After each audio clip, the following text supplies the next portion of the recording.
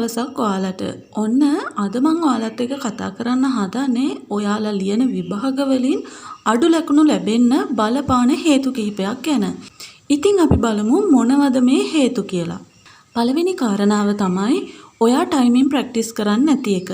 ඉතින් අපි විභාගයකට ලියනකොට අපිට හම්බෙන පේපර් එකට නිසි කාලයක් ලැබෙනවා. ඉතින් හුඟක් ළමයින්ට තියෙන ප්‍රශ්නයක් තමයි පේපර් එකට ලියන්න වෙලාව මදි වුණා කියන එක. ඔයා මේ පේපර් එක ලියන්න නම් හොඳ ප්‍රැක්ටිස් එකක් තියෙන්න ඕනේ. ඉතින් ඔයා පාඩම් කරන වෙලාවට ඔයා කරන පේපර් වල උත්තර හරිද වැරදිද කියලා විතරක් බැලුවට වැඩක් නැහැ. අනිවාර්යයෙන්ම ඔයා ටයිමින් වලට ලියන්න පුරුදු වෙන්නත් ඕනේ. අඩුම වශයෙන් ඔයාගේ ටයිමින් වල තියෙන්න ඕනේ පේපර් එක ලැබෙන කාලයට වඩා විනාඩි 15ක් 20ක්වත් කලින් පේපර් එක ලියලා අවසන් කරන්න පුළුවන් තරම් ඔයාගේ ටයිමින් ස්පීඩ් වෙලා තියෙන්න ඕනේ. ඉතින් ඔයා අනිවාර්යයෙන්ම පාඩම් කරන වෙලාවට පේපර් කරන වෙලාවට ඔයාගේ ටයිමින් ස්පීඩ් එක වැඩි කරගන්න ඕනේ. ඒක අනිවාර්යයෙන්ම කළ යුතු දෙයක්. ඊළඟ කාරණාව තමයි ඔයාගේ උපරිමයට ළඟා නොවීම. ඉතින් අපි හැමෝම එක එක විදිහයිනේ. ඉතින් අපිට පුළුවන් වෙන්න ඕනේ අපි පාඩම් කරන දේවල් හොඳින් අපේ මොළෙන් ධාරණය කරගෙන අපි ඒ දේවල් ස්වයං අධ්‍යයනයක යෙදিলা අපි ඒ දේවල් වලින් අහලා තියෙන ප්‍රශ්න වලට නිර්මාණාත්මක පිළිතුරක් ලියන්න වගේම අපේ ක්‍රමයට පිළිතුරක් ලියන්න තරම් හැකියාවක් තියෙන්න ඕනේ. ඉතින් නිර්මාණාත්මක පිළිතුරක් ලියනවා කියලා මහා වැල්වට අරන් ලියන එක නෙමෙයි. අනිවාර්යයෙන්ම නිර්මාණාත්මක පිළිතුරක් කියන්නේ ඔයාට ඒ අහලා තියෙන ප්‍රශ්නෙට අදාළ කරුණු යොදලා සාමාන්‍යයෙන් වෙනස් විදිහේ කෙටි පිළිතුරක් ලියන්න පුළුවන් හැකියාවක් ඔයාට තියෙන්න ඕනේ.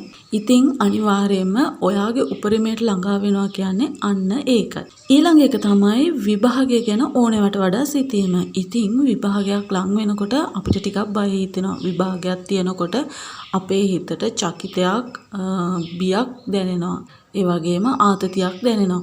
ඉතින් අපි විභාගේ කියා අපිව තවත් ස්ට්‍රෙස් කරගන්නවට වඩා අපි විභාගය ගැන ලොකුවට හිතන්නේ නැතුව සාමාන්‍ය විදියට හොඳින් පාඩම් වැඩ ටික කරගෙන අපේ ඉලක්කය ඔළුවේ තියාගෙන වැඩ කරන එක තමයි ගොඩක් වැදගත් වෙන්නේ. ඕනවට වඩා හිතන්න එපා. ඔයා අනිවාර්යෙන් මතකේ තියාගන්න. ඔයාට මෙන්න මේ දවසට විභාග තියෙනවා. ඒ නිසා ඔයා මෙන්න මේ කාල වකවානුව වෙද්දී ඔයාට අවශ්‍ය රිසල්ට් එක මේක. ඔයා ඒ තරමට ඔයාගේ පාඩම් වැඩ හරියට කරලා තියාගන්න මතක තියාගන්න ඕනේ. ඉතින් ඒ වගේම ඔයාගේ ඉලක්කය හොඳින් ඔළුවේ තියාගන්න ඕනේ. විභාග ගැන හිතා බය වෙන්න, ස්ට්‍රෙස් වෙන්න යන්න එපා. ඊළඟ කාරණාව තමයි බොරු කියන මිතුරන් ආශ්‍රය කිරීම. ඉතින් ඔයාගේ යහළුවන් මිතුරන් 100%ක් ඇත්ත කියන්නේ නැති වෙන්න පුළුවන්. සමහර යහළුවෝ ඉන්නවා එයාලා පාඩම් කර එයාලා කියනවා අනේ මට නම් පාඩම් කරන්න ඕනේ මට වෙලාවක් නැහැ. පුළුවන් විදියට උත්තරේ ලියනවා. එහෙම කියලා ඔයාට කියනවා. හැබැයි එයාලා හොරෙන් පාඩම් කරනවා. ඉතින් ඔයා එයාලා කියන දේවල් වලට රැවටිලා ඔයා පාඩම් කරන්නේ නැතුව ඉන්නවා. අන්තිමට වෙන්නේ විභාගෙට ගියාම එයා හොඳින් විභාගේ සමත් වෙලා ඔයා විභාගේ අසමත් වෙලා.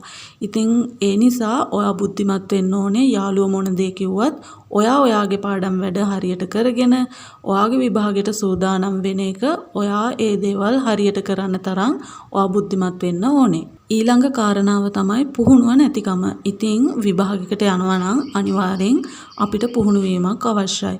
ඒ නිසා තමයි ඔයා පාඩම් කරද්දී අනිවාර්යයෙන්ම පේපර් කරන්න ඕනේ.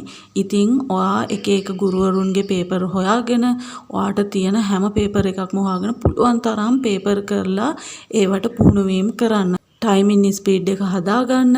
එතකොට නිර්මාණාත්මක පිළිතුරු ලියන විදිය ඉගෙන ගන්න. ඉතින් මේ විදියට ඔයා පුළුවන් තරම් ප්‍රැක්ටිස් කරන්න ඕනේ, පුහුණු වීම කරන්න ඕනේ.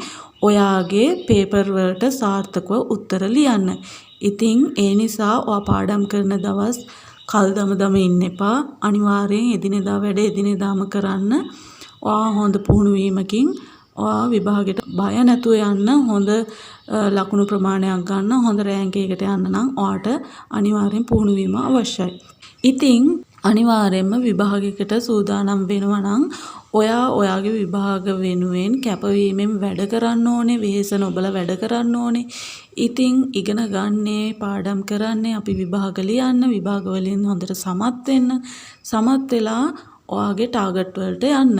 ඉතින් ඒ නිසා ඔයාගේ අධ්‍යාපන කටයුතු හරියට කරගෙන යන්න. ඉතින් ඉගෙන ගන්න තියෙන්නේ පුංචි කාලයයි. ඒ පුංචි කාලය ඇතුළත ඔයාගේ අධ්‍යාපන කටයුතු සාර්ථකව කරගෙන යන්න.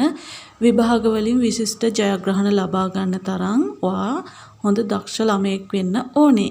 ඉතින් අද දවසේ මම මගේ වීඩියෝ එකෙන් අරගෙන ආවේ විභාග වලින් අඩු ලකුණු ලබන්න ඔයාට බලපාන කරුණු කිහිපයක් ගැන.